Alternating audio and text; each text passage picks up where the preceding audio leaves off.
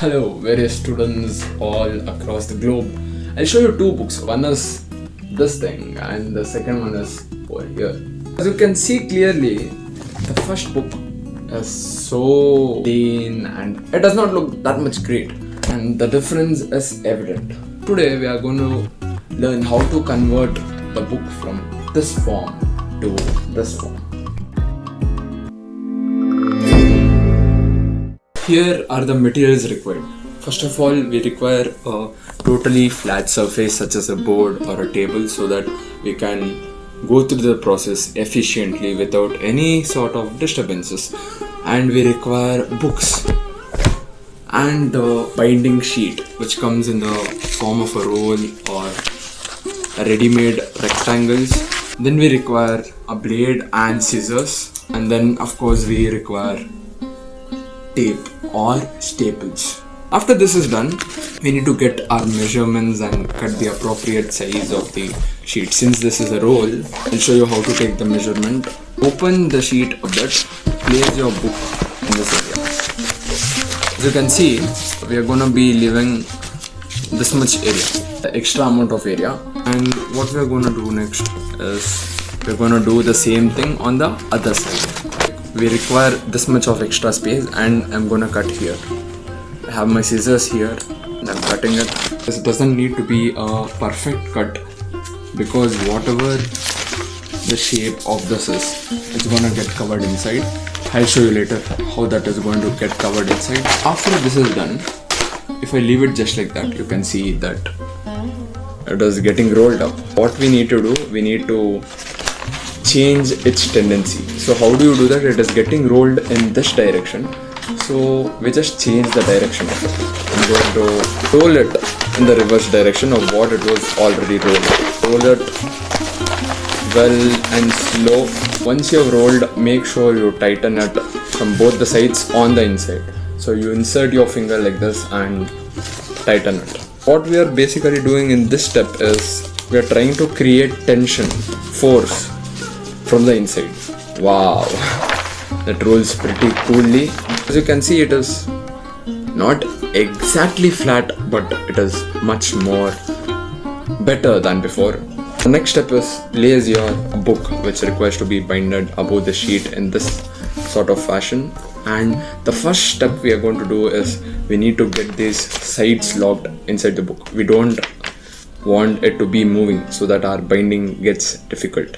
How you do that? You open this. First of all, we have taken the measurements and cut the sheet in such a way that there is this much of extra area left. We do this step and we adjust it in such a way that it is distributed equally. The free space is distributed equally on both the sides. Now locking the sides are easy. You just need to pull it like this and fold it. Where the book is there, where the cover of the book is there. Where the cover of the book is not there, you just pull the fold like this. Crease it, pull the crease. Once this is done, hold it like this and just flip it like this. And as you can see there, we have a neat crease at the sides. We are going to repeat the same thing on the other side. So it's difficult to show it on the camera. It's best when you keep it as near as possible like this. You leave a very minimum amount of space and crease it.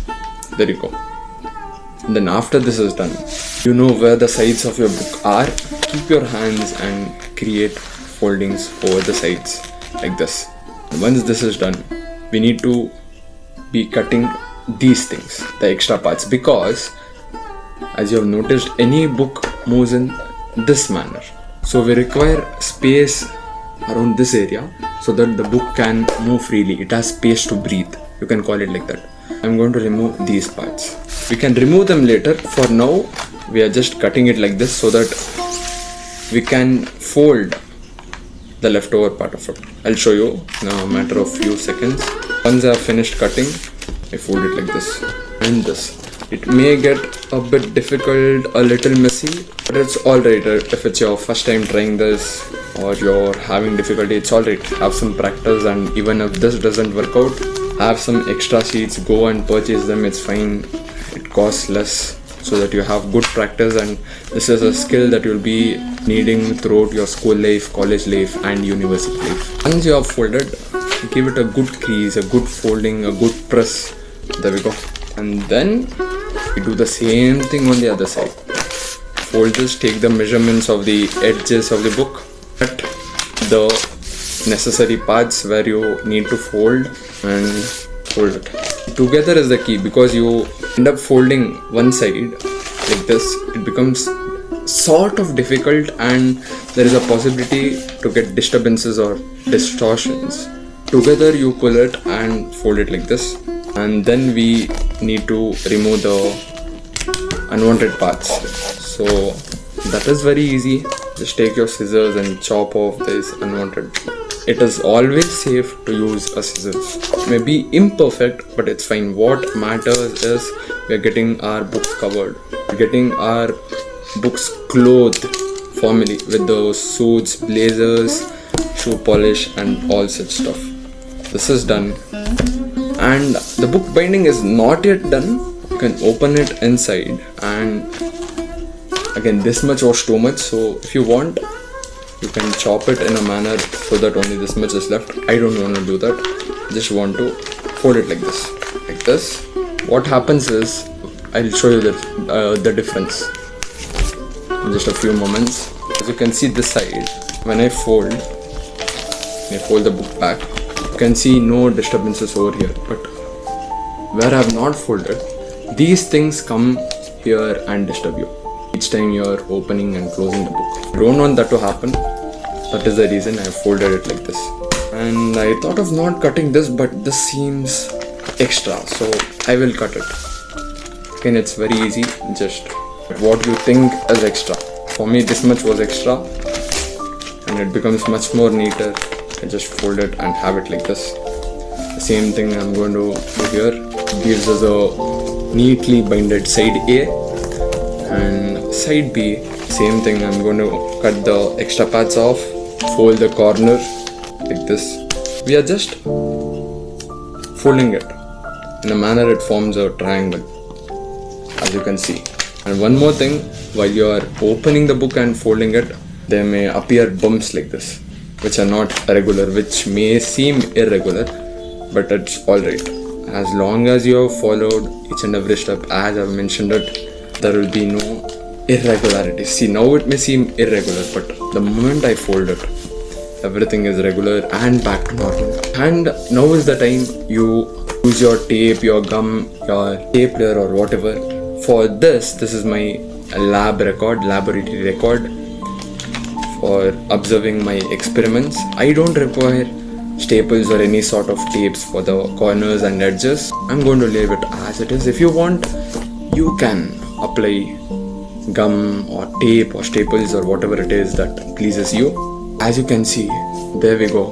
We have a neatly labeled book. Neatly binded book. Binding process has been finished. There is one more step called as labeling. You might be aware of these little things. They are known as labels, where you have your name, school, section and other additional information.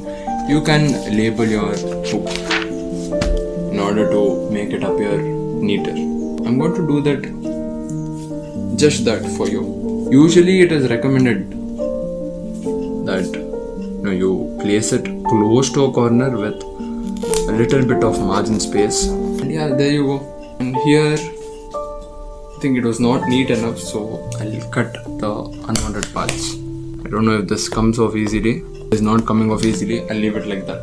The next step is take a permanent marker and fill in the details. Usually they will have asked name, class, section, subject. If you're in a college, then fill it accordingly. If you're in your university, then fill in your year of study or semester, whatever, and get it done. I'm going to fill in just a few minutes.